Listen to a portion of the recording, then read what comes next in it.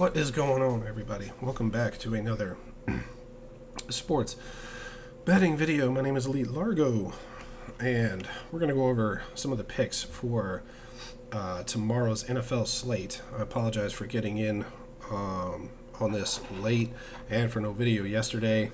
I just was not feeling good yesterday, and I've been dealing with some serious lower back issues, and it was really bothering me yesterday. Just sitting was causing me discomfort. But no one's here to hear about my personal life or issues. We're here to talk some bets, so let's go ahead and get right into it, starting with the Colts and the Patriots. Okay, 9:30 in Germany.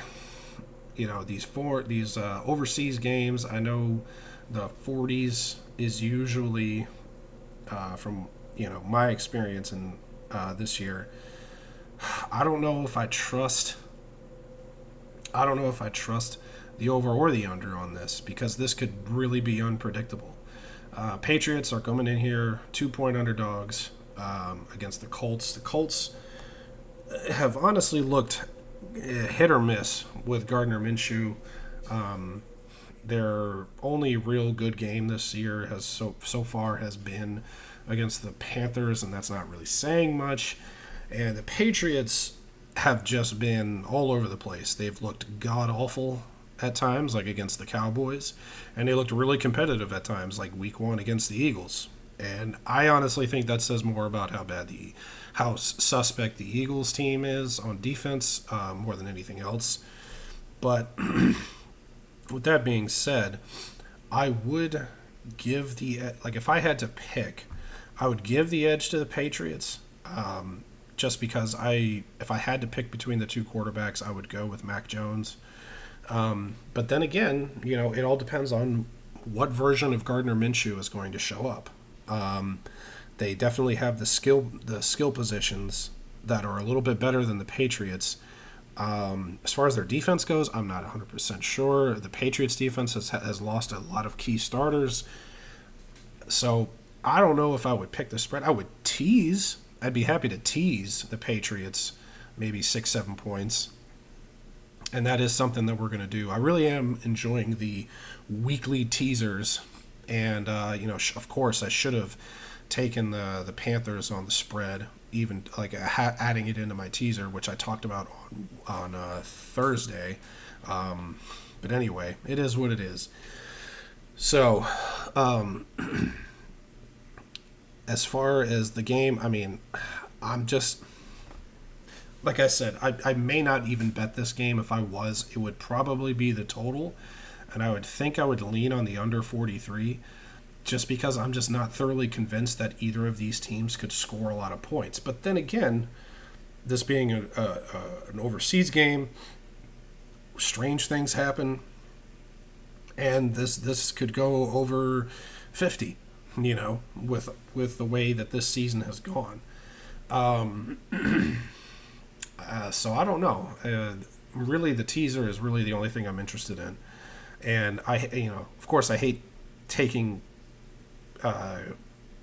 games at 9:30 in the morning when there's like a teaser parlay, because then if it doesn't hit, that bet's done at 9:30 in the morning. Then you're back at it at 1, and you're just like, all right, let's just remake it real quick.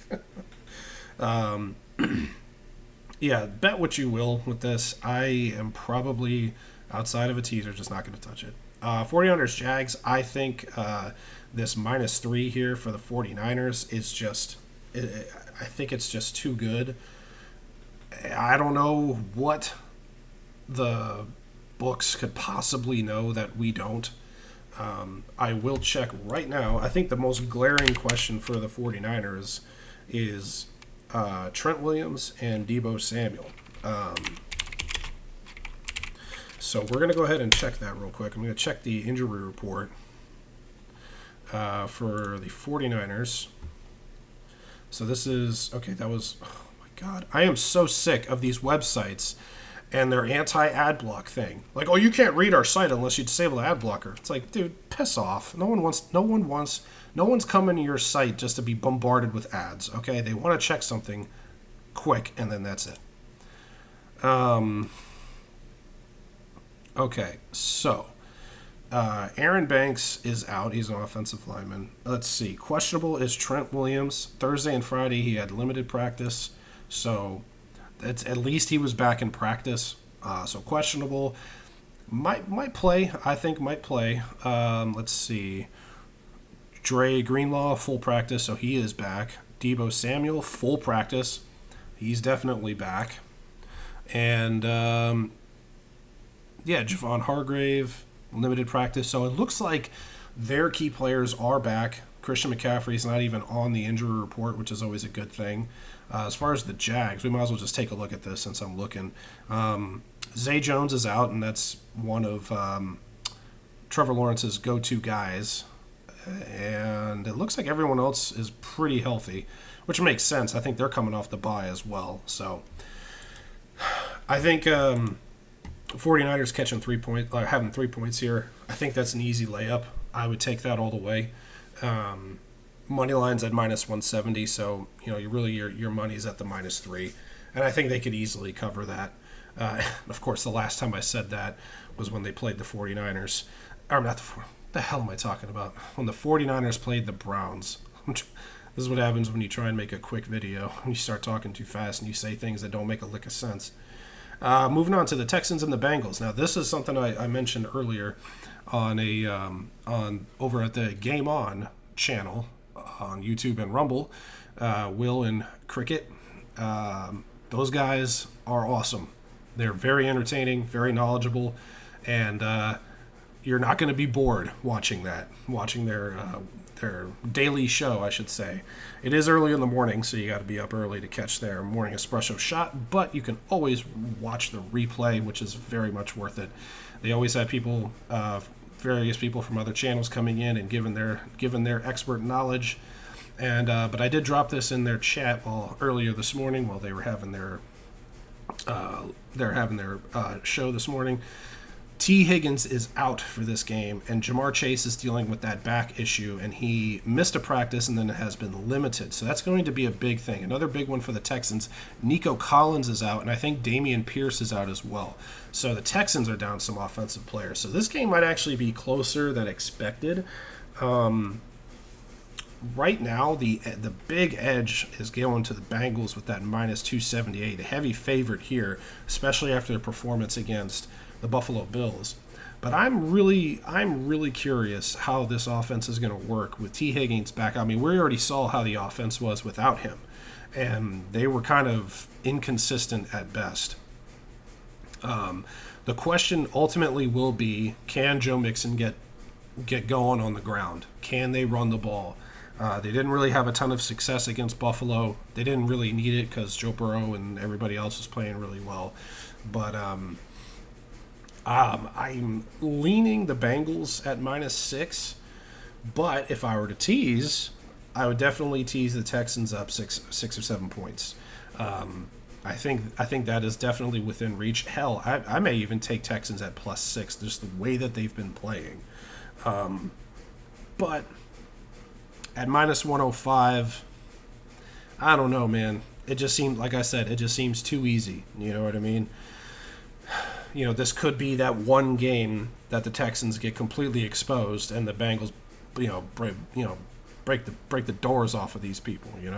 So, honestly, my gut is telling me Bengals -6 is fine, and then teaser wise, 6 or 7 point teaser on the Texans. I think the Bengals can easily win this by a touchdown. So yeah, those are my two bets there. Browns Ravens, definitely taking the under here, under 38. I'm taking the Browns at +6.5. I think that's just too easy. These games are always the same: low scoring, hard hitting. Guys are banged up for like days after that. And this is what I have to say. If Deshaun Watson plays like he played last week, which was good enough, and the defense continues to hold it down, there's no reason the Browns don't cover this 6.5, or hell, they may damn well eke out the win. But definitely the under on points, and the plus 6.5 spread on the Browns. That's where I'm leaning on here. The Saints and Vikings, I'm not really that interested in this game, to be quite honest. Both teams have played well despite all of the issues that both teams have had. Derek Carr being inconsistent, though. I mean, recent weeks, man, it seems like he's getting more and more comfortable with the offense, and the rest of the team is starting to play a little bit better. But at the same time, man, I just don't trust the Saints at all.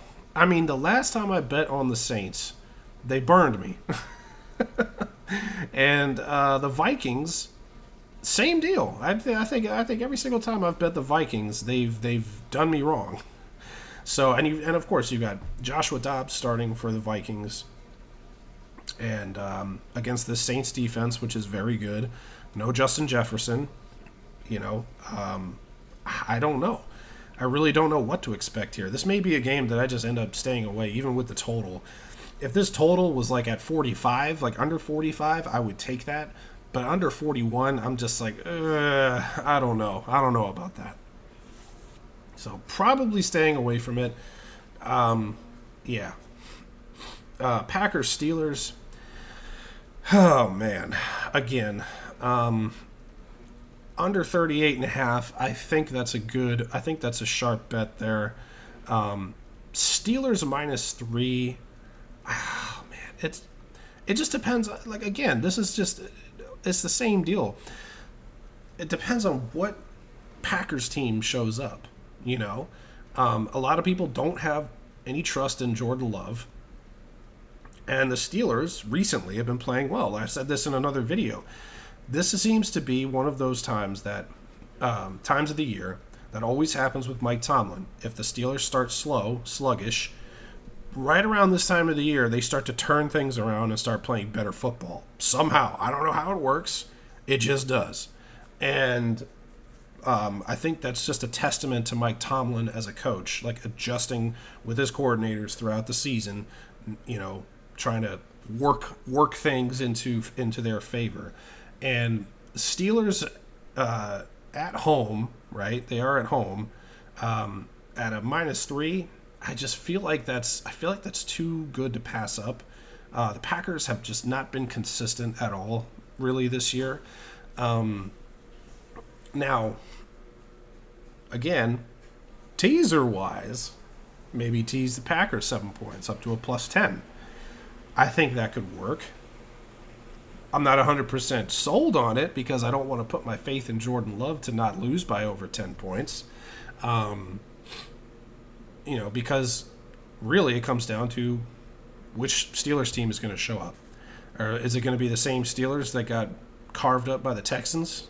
Well, not really carved up, I guess. I don't remember the exact score on that one. But they didn't look good at all on offense, and their defense was okay. But the Texans really were in control of that game.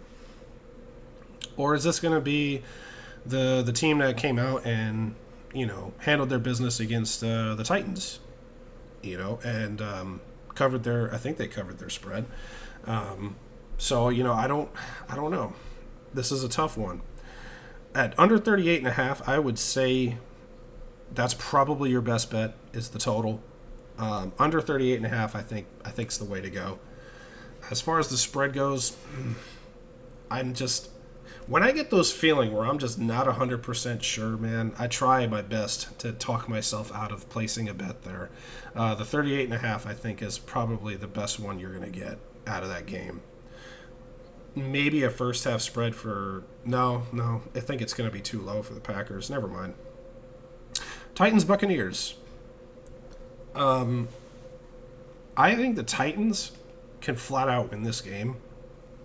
And the reason why is because the Buccaneers have one of the worst performing secondaries. Their front seven is great. Talk about stopping the run, man. But they have just been carved like a Thanksgiving turkey. Carved up all season long. It doesn't matter who's playing quarterback, And I like the Buccaneers. I like that team. I like the players that they've got on that team. I think they've got a good team. It's just their secondary just ain't playing well, you know? And I wouldn't be surprised if Will Levis goes out there and has a bounce back game. He played all right against the Steelers. It was a tough game, tough loss, but I think he bounces back, and I think he could throw for 250, 2 touchdowns. I think they could win this game. Maybe Derrick Henry gets a touchdown in the red zone. I think they could win this game. So I think +2. This is one of my. This would actually be a teaser for me. It's, a 6-7 point teaser on the Titans. Heck, I'm even considering the money line here. But it really just comes down to the secondary for the Buccaneers just being bad. I mean, I know C.J. Stroud is playing really well, but come on, man, that was just embarrassing for the Tampa Bay Buccaneers. There was nothing they could do to stop him and the receivers. And we're not talking about generational talent at wide receiver, at least not right now. I mean, we're talking some young guys, young guns getting the start. No Robert Woods or anything like that. DeAndre Hopkins is long gone from the Texans. So I mean, it really was just they were just running all over that, running routes all over Tampa Bay. So that's why I'm leaning on the Titans here. And I would even go as far as the teaser wise, I would do as part of that teaser parlay that we'll put together here at the end, part of the Titans. But overall bet, my money line, I would take the money line on the Titans +110. I think that's a game that they could easily win. Let's see, Lions Chargers, bro. I sold on the Lions, man. After that, just flat out embarrassed. And don't get me wrong, I know Baltimore is playing really well, but that was just embarrassing how they played against Baltimore.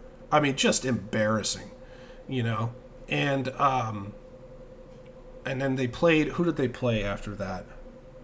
Did they play? What was it? Vegas? They played the Raiders.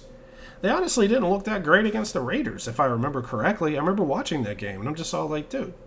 I mean, I know the Raiders aren't that great, and the Lions won, but, I mean, they really should have won that game by double. I mean, maybe they did. I honestly don't remember. I'd have to look at the box score, and I don't feel like checking it right now. But I just don't think the Lions they're good, and they play good football, but I just don't think they're there yet. And I know the Chargers' defense is suspect, but there is no reason why Bosa and the rest of that Chargers front seven can't just feast on that offensive line for Detroit. Because if you get enough pressure on Jared Goff, I mean, he's not the same quarterback if he has a clean pocket. And a lot of it will come down to the secondary. Can they cover these receivers? Amon-Ra St. Brown or Sam Laporta is looking fantastic. But I would take the +3 on the Chargers. Hey, no buts about it. Heck, I may even take the money line at +124. I'm just not sold on the Lions.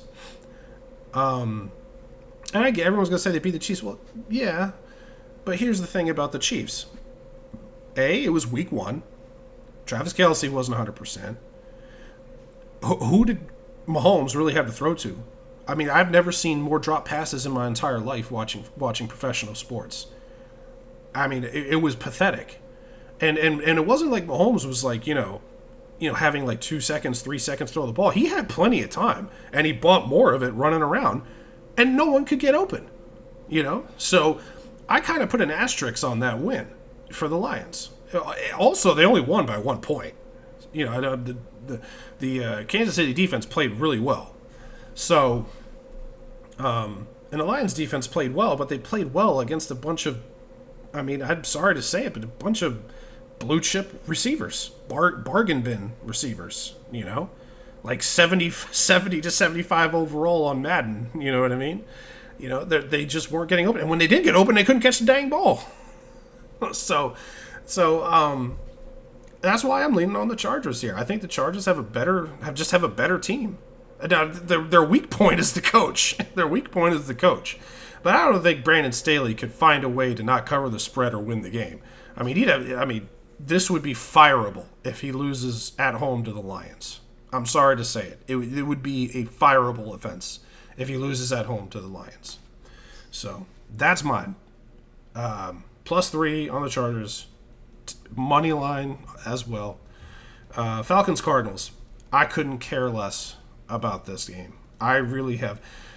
Obviously, the advantage is on the Falcons. Their Tune is getting the start again on the Cardinals. And boy, the fact that this spread is so low for the Falcons, it honestly, like I said, man, it just looks too easy. It just looks too easy, which is why I'm not going to take it.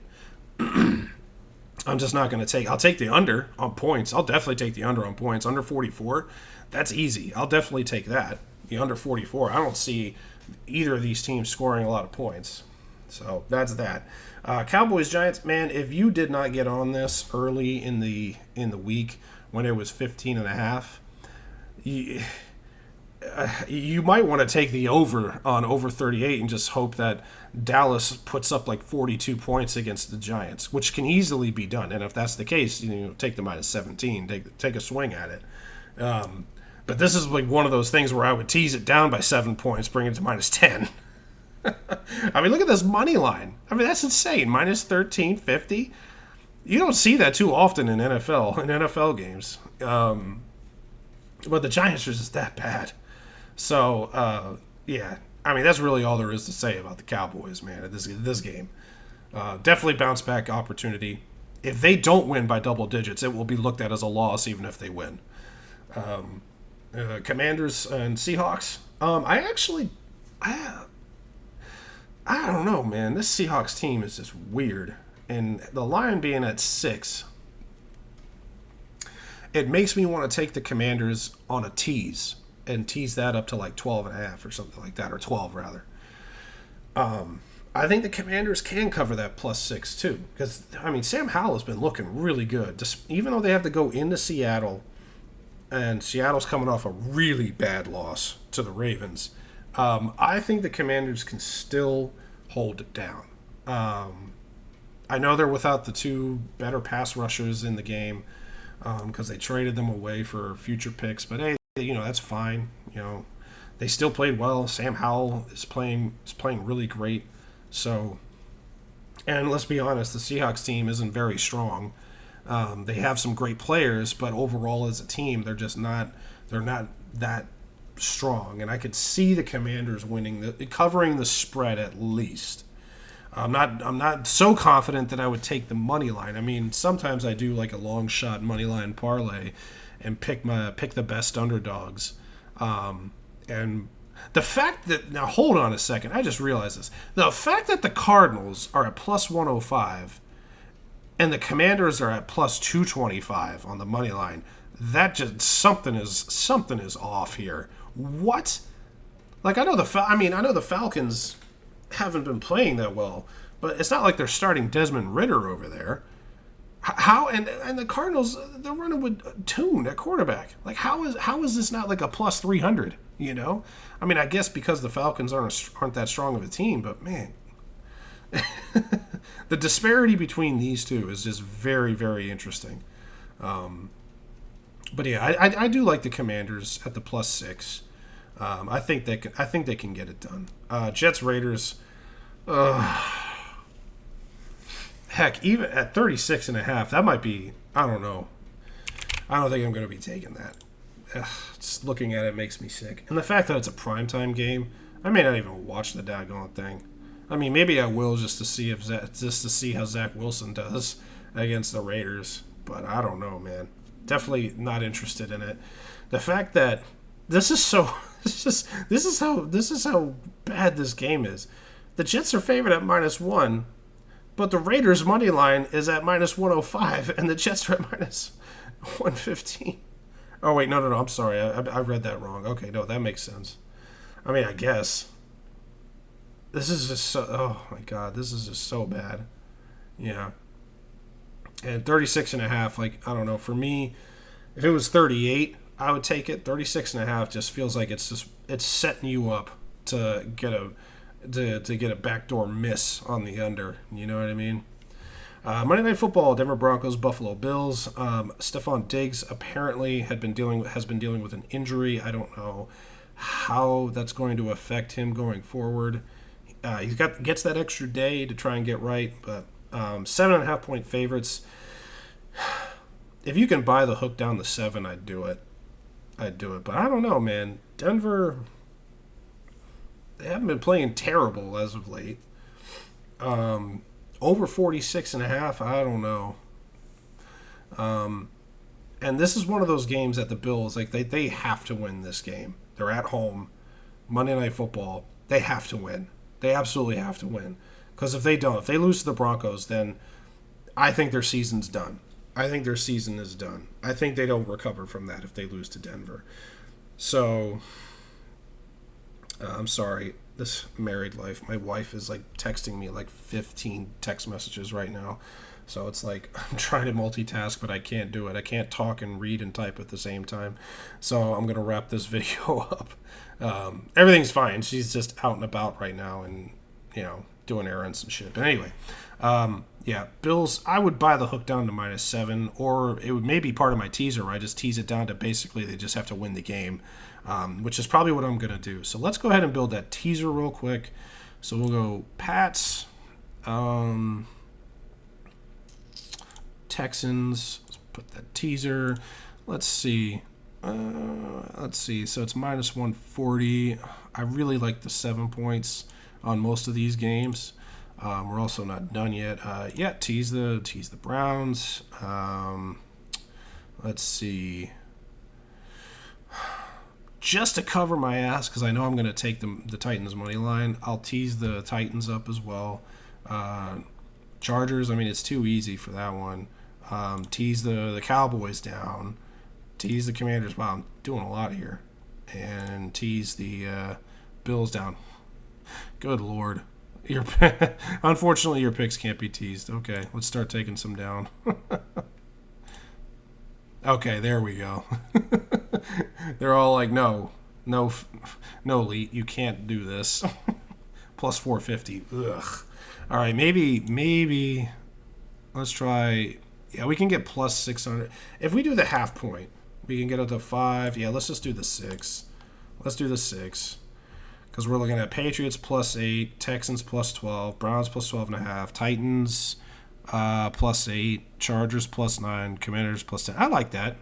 That's fine.